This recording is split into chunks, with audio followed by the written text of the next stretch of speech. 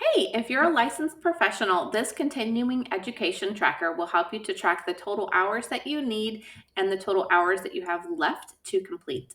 This is your dashboard and this is the tracker itself. I'm going to show you how it works. It's available in Google Sheets and Excel.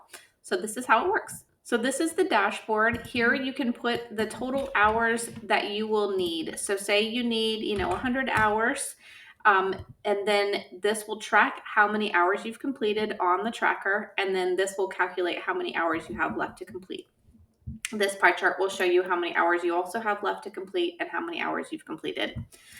You can put the date that you started tracking, and then you can also put the date due, and then it will tell you how many days you have left until the due date. Okay, so on this tracker, I will show you how it works. It's really easy. So you can put the course or the item that you've completed. So this is, say this is a safety course and basic work safety. You can put the provider name, so the school. If there's an approval number, and then the date completed. If there's a category, so we can put in safety as the category. And any hours or credits earned.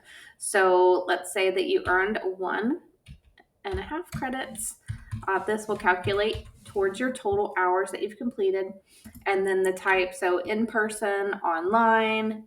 So let's say this was in person. And then how much did it cost? And then is there a certificate that you received? And is there a link to it? And you can put your notes here as well.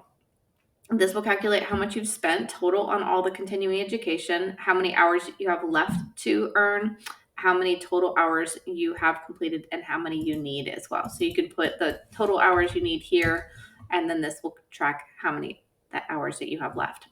So that's how this sheet works. It's available again on my website at savvyandthriving.com. If you have any questions, feel free to reach out. Have a great day.